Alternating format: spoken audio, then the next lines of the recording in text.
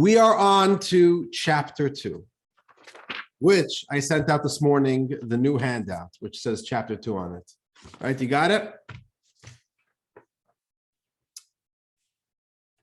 All right, so we're moving through Tanya, chapter 2. We're not going to finish chapter 2 today.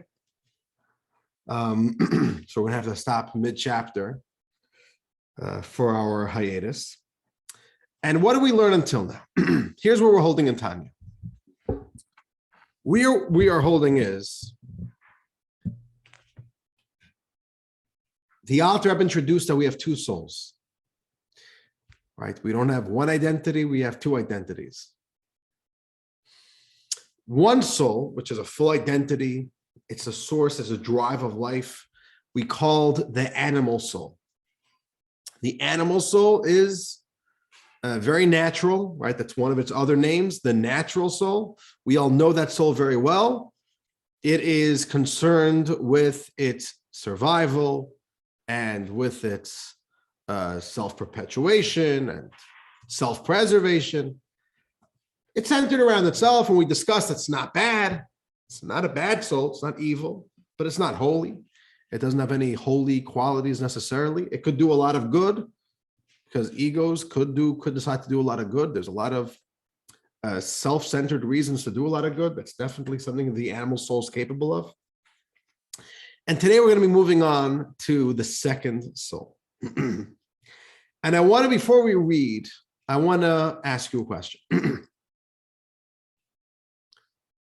How do most people define their Judaism? What do I mean by that? The fact that someone's a Jew. The fact that someone's a Jew. How do people conventionally define that? And we're not talking about if you ask somebody to think through it very deeply and philosophically. We're talking about just the conventional, subconscious, accepted notion. What makes somebody a Jew? What defines your Judaism? What do you say? Go ahead and unmute. Let's get some ideas on the table. Having a Jewish mother. Having a Jewish mother. Having a Jewish mother is definitely the number one criteria. But Max, I'll give you some pushback to that. Having a Jewish mother is circumstantial, which means it's true. That is the circumstance that determines or proves that this person's Jewish. But that only is a marker that tells you that this person's a Jew and another person's who wasn't born to a Jewish mother is not Jewish. So my question is, so what is that quality? Right? Let's go a little bit deeper. Education. Gail's saying education, right? So if you're educated as a Jew and you think as a Jew and you feel as a Jew, that makes you a Jew. Heritage. A heritage. What do you mean by a heritage, Jenny? Where you came from, like where your mother and where you came from as your background. Right, so that's the same thing. You're born to a Jewish mother, so that's it. You're a Jew. Having a Jewish soul. Elke is saying having a Jewish soul. Right. Okay. We're already walking into the realm of souls here. Yeah. What was that, David? I was going to say the belief in the supreme God, the one that brought us out, and the belief in the goodness of the soul. So a certain belief, believing in God, believing in souls. I want to give a little bit of pushback to what you're saying, David, and to what Gail, what you are saying. So Gail, you said believing in God, is that correct? Let's say there's a Jew who doesn't believe in God. And not, let's say, we all know that there are such Jews out there.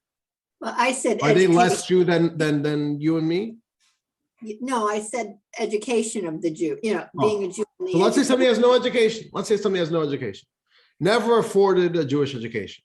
Does that make them less Jewish? No. Oh. So then education is not what makes you a Jew. Understand what I'm asking? Yes. Yeah, I do. Education is a feature that when you are a Jew, one of the things that we do is education. Yulia, what do you say? I'm just saying that from my perspective, it's a combination of different things, and believing that you are a Jew. whether because you have a Jewish mother or you have an education or you were treated as a Jew by other people, or because you believe in something or because you don't. I think it's just your internal perception of yourself as a Jew. So you're saying as long as you think and feel that you're a Jew, then you're a Jew? So let me ask like this. Let's say there's somebody who was born as a Jew, born to Jewish parents, but never knew it. And let's say at the age of 60, their mother, his or her mother, I'm saying this is stories that happen. This is not totally hypothetical. The mother on their deathbed reveals that really you're a Jew. But let me tell you something else. Let's say somebody is born and nobody ever tells this person that he or she is a Jew, and they die. Can you imagine a Jew living their entire life and they never knew they were a Jew? Their entire life they thought they were a Gentile. So they were never conscious of anything. They never had that knowledge. Are they still Jewish? And do they become Jewish only when they find out that they're a Jew? It's genetic. Genetic? It came from Moses and Aaron and But then we're people back. at Sinai and the 600 at Sinai. Oh, you like And that their, guy, and, right? and their descendants. Right. So Yulia, what did you say? I'm just saying then we're back to the only criteria, the first one that Max said, that it's you're born to a Jewish mother and then you're a Jew, and nothing else matters. Oh. I don't know if I agree with that necessarily. You don't, right. Which means like this. I agree with that. I didn't disprove what you said, Yulia. I just want to flush it out and see if we like that definition, that it depends on your I don't like any definitions, awareness.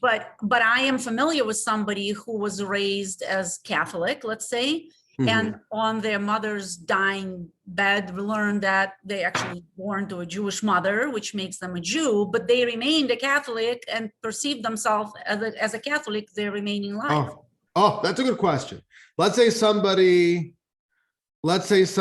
says, I don't want to be a Jew anymore. I want to convert out or whatever. Have I? Yes. Let's One go of one my more thought. one of my mother's many husbands, no, actually, I take that back. As a friend, was born a Jew, married a Jew, divorced the Jew, changed to be a Catholic, to marry a Catholic lady. And when he went to the conversion, the priest told him, he says, you can do what you want, but you were born a Jew, and a Jew you will remain, even if I baptize you as a Catholic. Oh, wow. That's very interesting to hear that it's a question. You should know this question is something that Jews have grappled with, especially in the modern era, a lot in the modern era. In the modern era, I mean, really in the age of enlightenment, since the Renaissance. And there's always been this debate, what makes somebody a Jew? And you many times have people or groups of Jews calling other people not Jewish. Oh, that person is less Jewish. They do this, they're not Jewish. I'll tell you something very interesting. Very, very interesting. One of my first experiences when I first came here to Michigan, was it 5.5 years ago, something like that? How long ago, Max, was that? We first came, 5.5 years, something like that. I think that's right. It might be a little more now, but maybe a little more. Yeah, maybe it was a little more. Time flies. All right. So I was doing a lot of cold calls then. I didn't know anybody. And there's a young professional here in Bloomfield Hills. And I met with him. One of the first people who I met. And he was very nasty to me. Really gave me just very, very cold. Very, very cold. And I was fresh. I didn't have much of a backbone then. You're really, we're just starting out of here. It was a little bit difficult. Like it was an uncomfortable meeting. And that was that. He basically let me know that he's not interested in me and doesn't like me and doesn't care for what Chabad has to offer, which is okay. That's typical. It happens. 6 months later, I went to his office before Pesach. I was in his building anyways. I was in his building. I knew another Jew in his building, and I dropped off matzah. It's one of the Rebbe's campaigns that every Jew should get the handmade shmur matzah for Passover. So I gave out matzah. And then I remembered when I was in the building that I know this guy. I didn't speak to him since that one first time. Let me go bring him matzah. I went back to my car, got a box of matzah, and just walked right into his office and gave him the box and wished him a happy Passover. Anyway, it was just funny. That night, all of a sudden, I get a notification that this guy accepted my Facebook request from 6 months earlier. All right, all of a sudden I get a notification. Now you are friends with this guy. I'm like, oh, I forgot I even ever friend requested him. Okay. So I saw that he's okay, he's accepted my friend request. After Passover, I asked him for a meeting, called him up, asked him for a meeting. He says, sure, Rabbi, you can come. I walk into his office, and the first thing he says, okay, Rabbi, I got to speak to you about this. What do you think of me? What do you think of me? I say, what do you mean? He says, listen, I'm reformed. I look at the humanistic Reconstructionist Judaism, and I say, come on, they're not Jews. What is that? And I know that the conservative look down at me, I'm reformed, and they say that we're not Jewish. He says, Rabbi, you're Orthodox. What do you think? If even reform is total. I think I was his first exposure ever to somebody what somebody would call Orthodox. It's a good story, huh? So what did I answer? This chapter is going to give us the definition of what it means to be a Jew. And the point of the answer is not just like that we have a good answer for the question, okay? What makes you a Jew is this or that.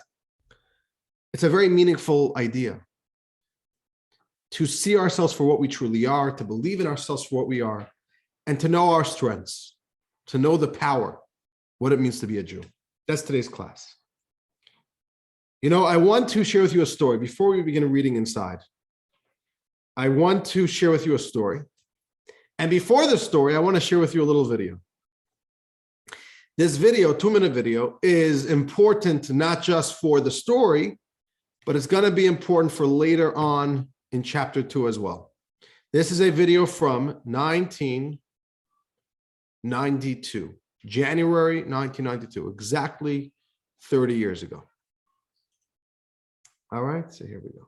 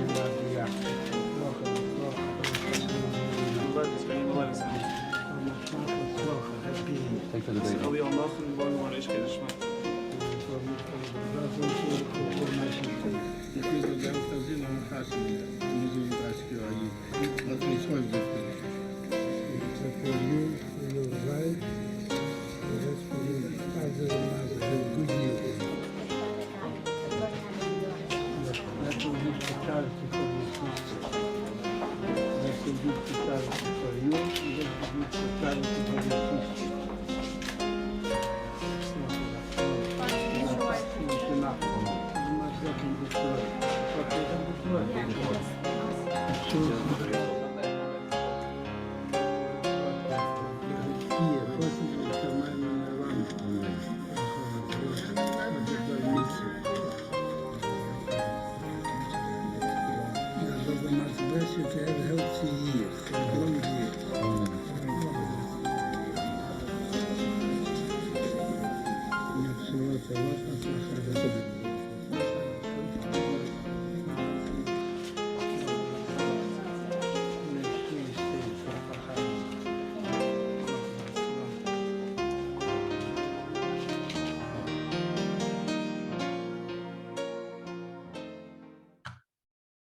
So the Rebbe, this was the Rebbe Menachem Mendel Schneerson.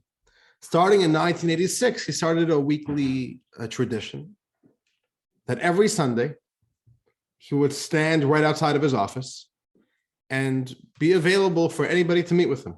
Anyone who wanted to meet with him. Jew, non-Jew, man, woman, child, Chabad, not religious, made no difference. Anybody wanted to meet the Rebbe, he's available on Sundays. The reason why the Rebbe did this is because it was impossible to the demand of people who wanted to meet with him was just beyond possible to actually make those meetings. So he said at a minimum, he'll make himself available. And he's giving $1 to everybody. And the reason why the Rebbe is giving out $1 is because the Rebbe had a philosophy, a beautiful teaching, that whenever two people meet, something good must result for a third. When two people meet, the ball has to get rolling. A mitzvah has to happen. A third person has to benefit. So the Rebbe would say, we're meeting. I'm going to give you $1 for you to give to charities. Like that, our meeting is now helping a third person as well, is causing a mitzvah. Okay, so the Rebbe was giving out $. Now the Rebbe would do this for hours and hours. The Rebbe would stand there and the Rebbe wouldn't sit. In this video, the Rebbe is 90 years old. Getting close to the Rebbe's 90 years old, we're talking about. And, or 89 years old in this video.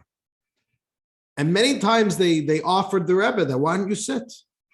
The Rebbe should sit. And the Rebbe would say, there are so many Jews standing outside in the cold, in the rain, and they're on their feet. It's inappropriate for me to be sitting comfortably when all these people are standing and waiting in line. So everyone would stand. If you're standing, he's going to stand. This specific day of this video that I just showed you, the Rebbe stood for a total of 9 hours and however many minutes. It was split into two. So the Rebbe took a break in between. 9 hours seeing people. And the Rebbe saw over 15,000 people just this day. Just this Sunday. In the end of January 1992. A month later, the Rebbe suffered a stroke, which really paralyzed him and robbed him of his ability to speak. And 2 years later, he passed away. There was once an elderly woman who came to meet the Rebbe and comes online. Sometimes the line was longer, sometimes the line was shorter, but it was a line. You waited in line. And it took time. And she comes to the Rebbe, and the only thing she tells Rebbe is, Rebbe, how do you do this? I'm standing in line for, whatever, an hour, hour and a half, 2 hours, and I'm falling off my feet. And you're standing here and you're how are you not fatigued? And she's now on her way home. The Rebbe still has a few hours ahead of him. The Rebbe responded to her that when you're counting diamonds, you don't get tired. That's what the Rebbe says. When you're counting diamonds, you don't get tired. What does that mean? What does it mean that you're counting diamonds? The Rebbe is meeting Jews. I'm counting diamonds. I'll tell you one more story and then we'll learn. It reminds me of another diamond story. So the Rebbe was the 7th leader, the 7th Rebbe in the Chabad dynasty. The 7th Rebbe, what's called Chabad Lubavitch. The Alter Rebbe was number 1. The Rebbe was number 7. The 5th Chabad Rebbe, so the Rebbe's predecessor's predecessor, his name was Rabbi Shalom Dov Ber Schneerson. Right? And he spent his life in Russia. And he once said, there was once a very wealthy Jew, a chassid, who came to visit the Rebbe Rashab. That's what he was called, the Rebbe Rashab, Rabbi Shalom Dovber. And he told the Rebbe, why do you spend so much time giving attention and giving love to all the simple Jews? What business do you have with such simple Jews? Let the other, the small league rabbis deal with them. You're such a big rabbi. Why are you bothering yourself with all these simple people? This is what this chassid asked the Rebbe. The Rebbe didn't answer the question. Certain questions don't need to be answered, right? So the Rebbe continued conversation with this individual. And this individual was a diamond merchant. That was his business, his trade. Sold diamonds, traded in diamonds. So the Rebbe in the middle of his conversation says, how's business going with the diamond business? And this chassid says, oh, it's doing wonderful. And the Rebbe says, do you by any chance have any diamonds? I'd love to see some. So the chassid says, sure, I always have diamonds on me. You never know when you can make a sale. And he pulls out from his breast pocket a satchel of diamonds, and he lays them out for the Rebbe. And he starts telling the Rebbe this diamond and this other diamond and the qualities of each diamond and how expensive this one is. He's describing the diamonds and all their features. And the Rebbe in the middle says, I don't know what you're talking about. To me, these all look the same. Yeah, whatever. They're different colors, different sizes. All these little nuanced qualities you're talking about, I just don't know what you're talking about. I don't see it. So the chassid chuckled, and the chassid said, Rebbe, to understand diamonds, you need to be a maven. So the Rebbe said, aha, to understand Jews, you need to be a maven. Understand? To understand diamonds, you have to be a maven. You have to know how to look at a Jew. You have to know how to look at a Jew. And it's not only about looking at a Jew, it's looking at ourselves. What is a Jew? The Alter Rebbe is now going to introduce us to our second soul. Let's read. We're at the beginning of chapter 2, titled The Peace of God in You, which is page 31 in your books, in the handouts that I sent out this morning. The second soul in a Jew is a piece of God above literally. This soul is called the divine soul, or the godly soul. There you have it. What makes a Jew a Jew? Or in other words, so you're born to a Jewish mother. Then what? Is it just, okay, if you happen to have a Jewish mother, then we'll call you a Jew? No, there's a distinctive quality here. What makes a Jew is something called a divine soul or a godly soul. And this divine soul is a piece of God, literally. I don't know what that means. What does that mean? Maybe when we learn the chaplain, that's what that means. Literally, God took a piece of himself and put it in you. And we are now all walking around with a piece of God inside of us. And that's the secret sauce of a Jew. That's the power of a Jew. But most importantly, that's the identity of a Jew. What makes you a Jew? You have a soul. That's the identity of a Jew. There's so much to learn about the soul. And we're not going to learn all about it in this chapter. In a certain way, the entire Tanya is teaching us a little bit more about the soul, teaching us how to unleash the powers of the soul, how to get in touch with the soul. But I'll just tell you on the most simple level. Whatever you know about the animal soul, the godly soul is the diametrical opposite to that. The animal soul is self-centered.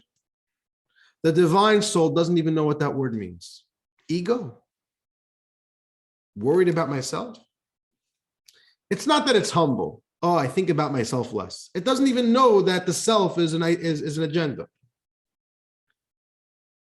It's a piece of God. It's here to serve. It's here to connect with God. So the animal soul is defined by its ego. The godly soul is defined by God. That's all it wants. That's all it knows of. That's its nature. right? The animal soul does not have a God in its world, in its worldview. It only knows of itself. It's very self-absorbed. The godly souls focus on God. So it has a whole different way of thinking and the processing. It has a totally different agenda, has different impulses, has different drives, has different dreams, the godly soul. The Alter Rebbe wants to try to identify and define what the soul is. What does that mean that our soul is a piece of God above? So the Alter Rebbe is going to walk us through a few different texts which support the idea of the divine soul. And when we study these texts, we'll also be able to start getting a better definition, a better understanding. We'll have better imagery to learn about this divine soul. What does it mean that we have a divine soul? So let's begin reading. Let's continue. The idea of a divine soul is suggested by the verse describing man's creation, and God blew into his nostrils the breath of life. This is from Genesis, 6 days of creation, right? We know God creates the world, 6 days. On day number 6, God creates the first human being, the prototype. His name was Adam. And it's very interesting. God first makes a body, and the body was dead. But first, God made a body. And the Torah then says, and then God blew into his nostrils the breath of life, and that was the soul. And then Adam became alive. But it's interesting. It says that God blew the soul into Adam. Now that's very significant, because if you look at the entire creation narrative, how does God create everything? By speech. And God said, let there be light. And there was light. And God said, let there be grass and trees. And there was grass and trees. God said those things. But when it speaks about the soul, God blew. What does that mean? What does that even mean? What's the significance of that? What does that tell us? And the Alter Rebbe says, really, the idea of God blowing the soul is not only about Adam. If you look at our prayer liturgy that we say every single morning, we say the exact same thing about our souls. Let's read. Let's continue reading. The Alter Rebbe says, and the same expression is used regarding the individual soul of every Jew. The soul, you blew it into me. We clearly say, God, it's a beautiful prayer. It's actually the first prayer. The second prayer we say in the morning. There's something called the morning prayer, the morning blessings. Very beautiful, short, takes 4 or 5 minutes to say it. It's really a time to thank God for life. Thank God for another day, the blessings of life. And there's a beautiful prayer there called Elokai Neshama. My Lord, the soul that you have given me. We thank God for our souls.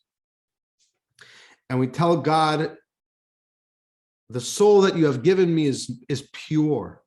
Tehorahi, you gave me a pure soul. And we say in this prayer, Aton nafachta bi, you have blown it into me. Nafachta, the exact same word as in Genesis when we speak about Adam. So God blew the soul into Adam. God blows the soul into us. What does blowing mean? You know, a lot of things in the Torah are hints. They're keywords. And the keyword really has a tremendous idea behind the word. When you read the Torah, you read scripture, it seems just like a trivial word. You know, okay, the Torah uses a term. But really there's tremendous depth always. So what's the depth of the idea that God blows the soul into us? Comes Kabbalah, comes the Zohar, and explains what does it mean God blows the soul into us. Let's continue reading. The significance of God blowing the soul into man is stated in the Zohar, that unlike speaking, which uses relatively little breath, one who blows from his innards, meaning from the innermost depths of his being. For when a person blows forcibly, He exhales with a deep-rooted inner energy. Okay, very simple idea. When somebody speaks, we could speak for a long time. People could speak for hours on end. Some people, not only they could, but some people actually do it, right? But we all know speech is something which we are capable of speaking. I'm saying, unless you're somebody who's not well and out of breath, but healthy people really have pretty much an infinite capability to just talk and talk and talk and talk. It doesn't use up that much energy speaking. But try blowing a balloon. How long could you blow balloons for? Blowing, we all know from experience, takes a tremendous amount of energy, which is unlike speaking, which uses a very little amount of energy. So the Zohar says, Kabbalah says, blowing represents taking your innermost, deepest level of energy and letting it out, which is why you run out of it so quickly, because you're taking from the reservoirs, you're taking so deep and you're letting it out. So what's the significance? When we say God blows the soul into us, it represents that God is giving us a soul that's coming from very deep within him. That's the message from Kabbalah. What's the significance of God blowing the soul? Let's continue reading here. The biblical metaphor of God blowing in man's soul suggests the deep inward attachment God has with the soul. All right, so we have one source. We have one idea.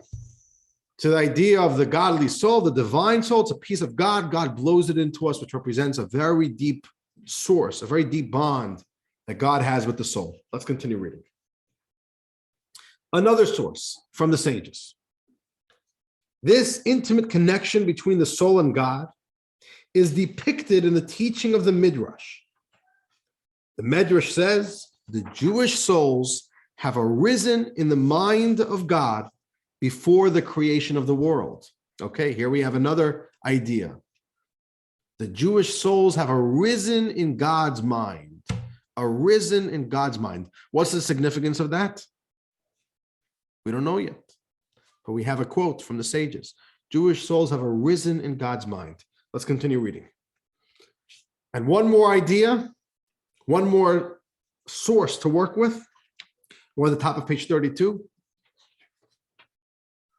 An additional source, that's a mistake. An additional source depicts this intimate connection as a parental relationship. As the verse states, Israel, my firstborn son. And another verse, you are children to God, your God. We have at least two verses in scripture. Really, we have more than two verses. This is a theme which comes around in scripture quite a few times. We speak a lot about it in the high holiday liturgy. We are God's children. God calls us his children. So whatever the relationship is between a father and a child, a mother and a child, that is the relationship between God and a Jew, which is a pretty big statement, right? The Torah doesn't say things just to make us feel good. Cheap ideas. This is a real idea. What does it mean? So the Alter Rebbe takes all these ideas. We come from very deep within God. We have arisen in God's mind, and we are God's children. What does all this mean? The Alter Rebbe tells us. Let's continue reading. The explanation of these descriptions. Here we go. Just as a child is derived from the brain of the father, so too the soul of each person in Israel is derived from God's thought and wisdom, so to speak. How are children created? How are children created? Children are literally a piece of their father and mother. But right now, for this conversation, let's focus on the father. Every single part of the child is from the father. Where does it come from? So biologically, we all know that there's a seminal drop. There's a seed. And that seminal drop is the beginning of a child, right? And then 9 months of pregnancy gets developed and gestated, and okay, then you have a baby after 9 months, but a seed. In Jewish mysticism, it says something very interesting. Within that seed, within that physical drop of seed from the Father, there is a spiritual energy, like a spiritual piece of genetic code, but a spiritual gene that comes from the brain. This isn't a physical matter that comes from the brain. It's a spiritual energy that comes from the Father's brain and gets transmitted through the seminal drop. And it is that energy from the brain, from the Father's brain, which really is what gives the energy, the spiritual life to the child, the identity to the child. So every child comes from the Father's brain. Exact same thing. We are God's children. We all come from God's brain, from God's wisdom. When the sages say the Jewish souls have arisen in the mind of God, the same way a child does. You should know that from the perspective of modern medicine and biology, this idea of Jewish mysticism is challenged. You know, does the seminal drop really have a quality, something, substance from the brain? And modern biology says no. But Jewish mysticism says, yes, correct. There's no physical matter from the brain, but it's a spiritual energy that comes from the brain. And Jewish mysticism says that's also why, as we see, very practically, that the process of a male releasing the seminal drop involves the brain. There's a lot of brain activity. It's not a brainless thing. The brain is very involved in that moment. And the reason is because literally there's an energy which comes from the brain and gets transmitted through the seminal drop. Exact same thing about us. That's our relationship with God. We are a piece of God the exact same way we are a piece of our Father. And our children are a piece of us, which is unbelievably powerful. Okay, let's read the next paragraph. I want to give you a heads up about the next paragraph. The next paragraph deserves, just this paragraph deserves an hour class in and of itself. But we're not going to do that. I'm just going to read it very quickly, and maybe next time, when next round of Tanya, maybe we'll go more in depth over here. The Alter Rebbe is going to wade into a very philosophical idea. The Alter Rebbe just wants to make a very simple point, that when we say that a Jew comes from God's wisdom, we mean it comes from God himself. God's wisdom is God. That's what we refer to. Okay, and I'll read it quickly, and I think you'll see on your own that it's a very complex matter, and we're just going to read it, and we will store it away for another time to explore, because we want to stay focused on the main point. Let's read. God's wisdom is one with him. Concerning God's wisdom, the Zohar states, he is wise, but not with wisdom as we know it.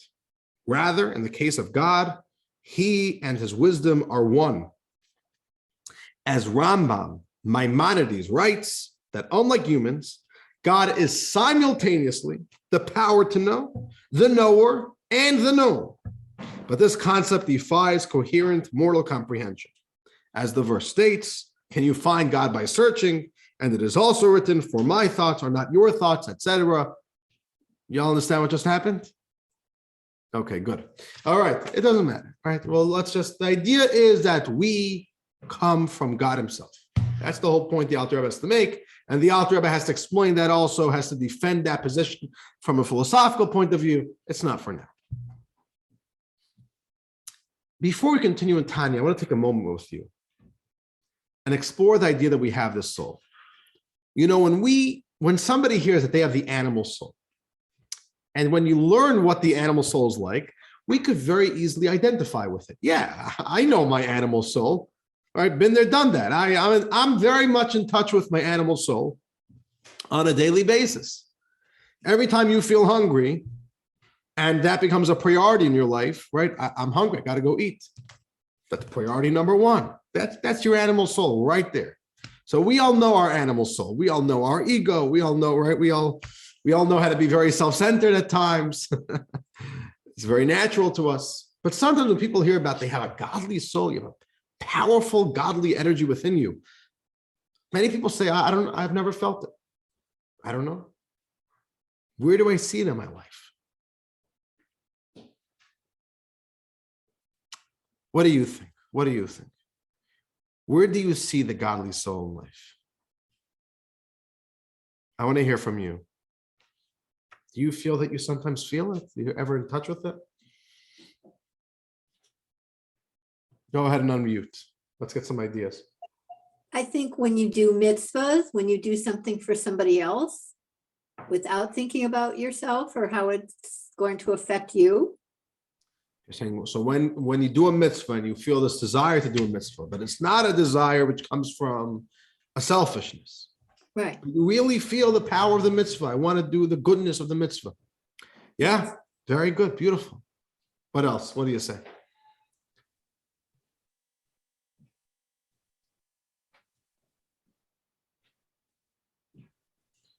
Dr. Joel, what do you say? Dr. Joel, if you're talking, you're muted. Got to unmute. Oh, There I'm you go. sorry. I said compassion, possibly, because when you have compassion for people, it's not a self-centered type of thing. You see something and you have compassion. You're not getting any reward for it or anything like that. It's a feeling. Compassion. Very good. Very good. I think So when you when do you're studying something, Torah- oh, sorry, go ahead. So, Go ahead, David. Sorry about that. How about when you're studying Torah or Talmud and what? and you're feeling, you get in the feeling of what you're studying, you're starting to absorb it. You're starting to understand what it's for and what it's how it's going to help your demeanor and your future, maybe not monetarily, but just your knowledge base, Okay, interesting. I could debate that, but I think the animal soul could also appreciate studying Tanya and studying Talmud.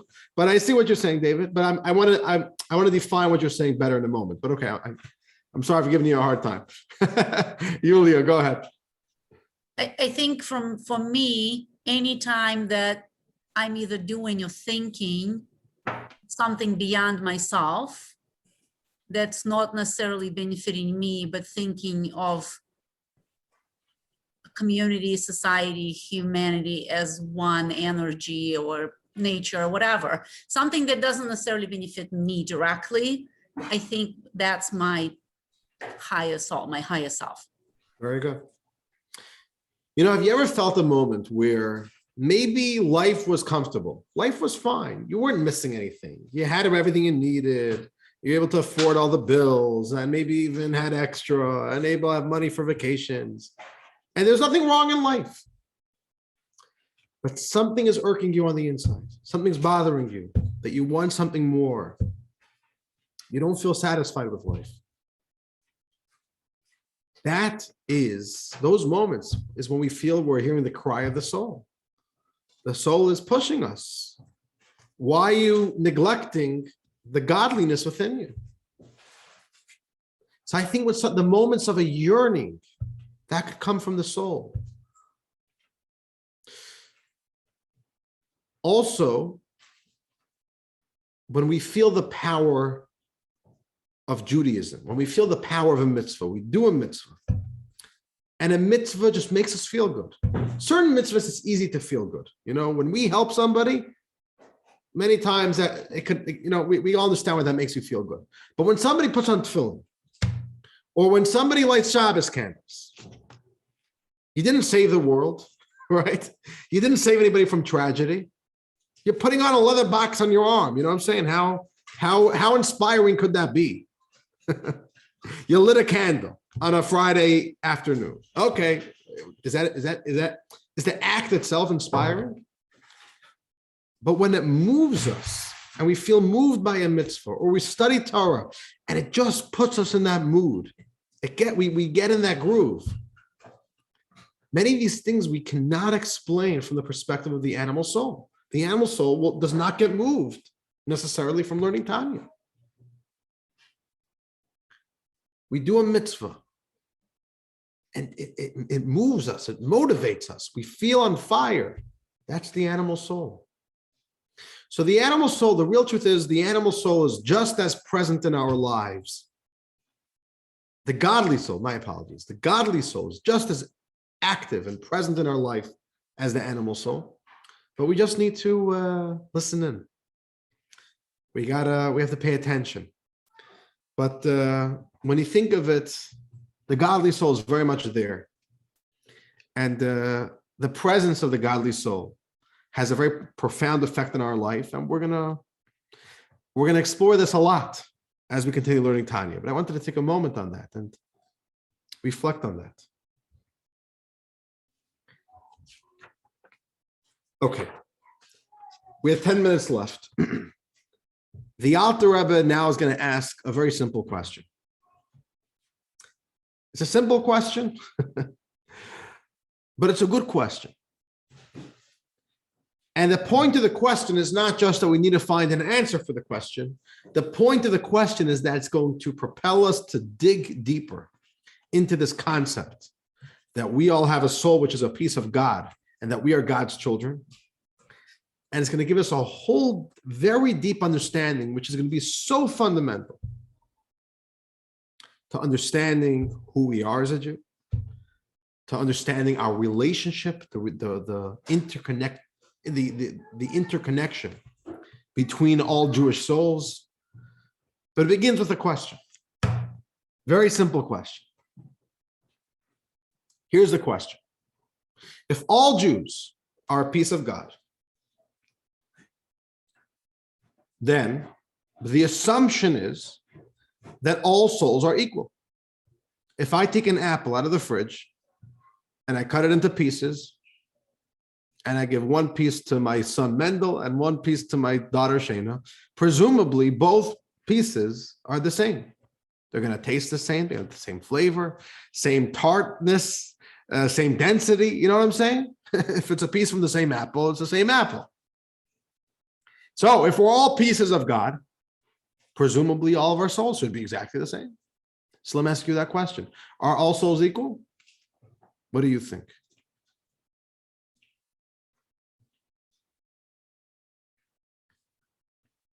What do you say? Are all souls equal? It's a tough question, right? How much do we know about souls? How do you measure souls? But I'll tell you, the answer is no. There's a tremendous disparity. There's a spectrum of souls, tremendous diversity in the quality of souls. And the author is going to ask that question. If we're all from God, how is it possible? How do we explain the phenomenon, the reality that there's such a disparity within the levels of souls? Today, we're going to learn the question, but we're not going to answer the question. That we're going to do next class, God willing, whenever it is. But it's a good question. I want to learn the question with you. So here we go. We are on page 33. It says the evolution of souls, right? Part 2, the evolution of souls. The Alter Rebbe says, however, we find there are tens of thousands of different levels of souls, which in Hebrew is nishamot, nishamos. You ever heard that term, nishama, a soul? There's thousands of different levels of souls, one higher than the other to no end. I'll give you an example. Every phone in the market could make a phone call. Every phone in the market could send a text message. I believe so, right? And if I'm not mistaken, basically any phone that you will buy could surf the internet and stream a video on YouTube or Netflix or whatever you use to stream videos, all right? But we all know that certain phones you could buy for $100 and certain phones cost over $1,000. So if they could all make calls and they could all send text messages, they could all surf the internet, they could all stream a movie, what's the difference? What's the difference? We all know the difference. Each one has different capabilities. At the low end, you have a phone that can, it can make a phone call. And it can send text message. But it's a low quality phone. It could break easily. The keyboard doesn't work so well. There's no good battery. The screen is very low resolution. And, it could do everything, but on a very, very low level. It's very slow. And then you have a high-end phone, which is powerful, has all these features. It moves fast. The screen is high definition and high vibrancy. Every part of the phone is stunning and beautiful and shining and quick to move. So they're all phones, but they're different levels. Think about that as souls. Certain souls, all souls are more or less the same, but certain souls are just so slow and are just not naturally there. It's much harder for this soul to activate its goodness and its spirituality and its godliness. And certain souls on the high end, the souls of righteous people, are just so spiritually in tune and so spiritually sensitive. They're right there. Powerful souls. They have good cell service, right? And whatever they do is with power, is high definition. They accomplish it quickly and well, effectively and efficiently. That's the reality. There's different levels of souls. But the author is going to, explain this concept a little bit more. Let's read it inside. To illustrate. To illustrate. Let's read inside. The souls of the patriarchs, right? Abraham, Isaac, and Jacob. And of Moses, our teacher, peace unto them, were of superior quality compared to the quality of the souls of these historically late generations preceding the coming of the Messiah. This is a classical Jewish idea. Earlier generations had higher level souls. As time goes on, the quality of souls that are entering planet Earth are of a lower level quality. So the author says we live many thousands of years after the patriarchs and after Moses. We are not at the high end of the spectrum of quality souls. Let's continue reading. Our generations are described in the Talmud as the footsteps of the Messiah. Interesting, the footsteps of the Messiah. What does that mean? So the author says, the term foot, suggesting that these souls literally have the quality of feet compared to the great souls of earlier generations, which have the quality of the brain and head. A brain and feet are on the same body. They both belong to the same body. We all understand a brain is such a powerful piece of the body, such a powerful piece of machinery.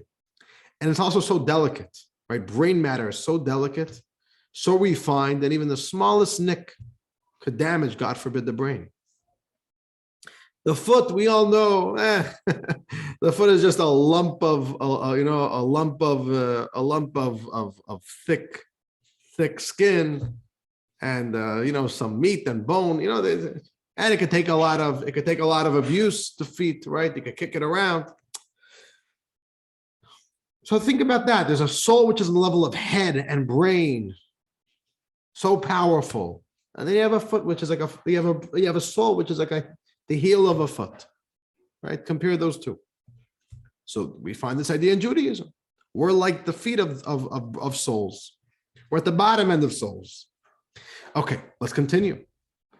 The author says, and even within a single generation, not just if you look at the whole scope of time, the whole spectrum of time, even if you're looking within just one single generation, we similarly find this disparity between souls.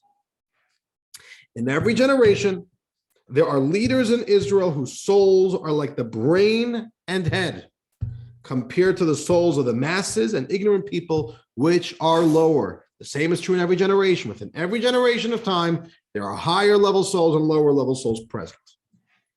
And the author of it says, let's continue reading. And this is true even on the most basic soul layer of nefesh. The author is going to emphasize the question. Every soul has 3 dimensions to it. And the most peripheral layer, or the most peripheral dimension of the soul is called nefesh. And that's the functional level of the soul. It's not the higher elements of the soul. And the Alter Rebbe says, even on the level of nefesh, even there you find this tremendous diversity and quality of souls. Right? Let's read. Even when comparing nefashos of higher souls with the nefashos of lower souls, right? Even on the low level of nefesh or nefashos in the plural, there is a major difference between them in quality. For every soul contains 3 layers, nefesh, ruach, and neshama. Okay, so that's the question.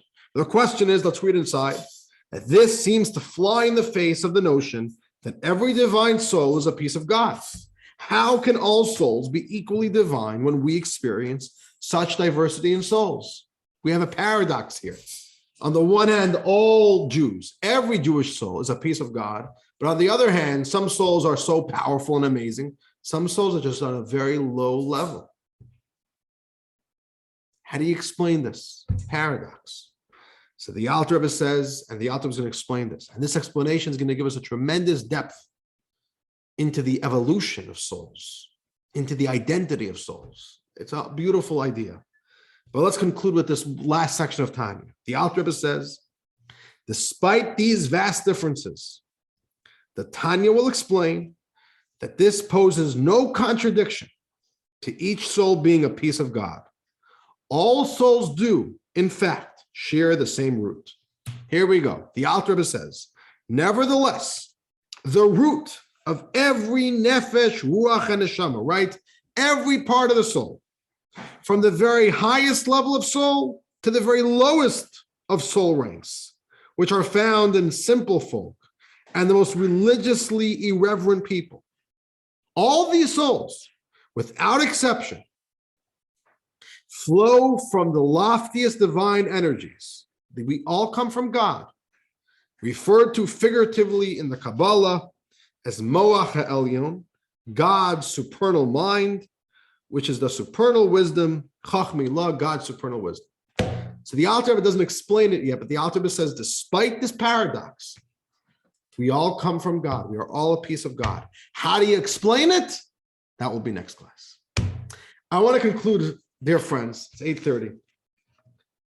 I want to conclude with a video. And while there's still so much to learn about the soul, I want to share with you another 2-minute video. I want to leave this one message with you, dear friends. Never define yourself.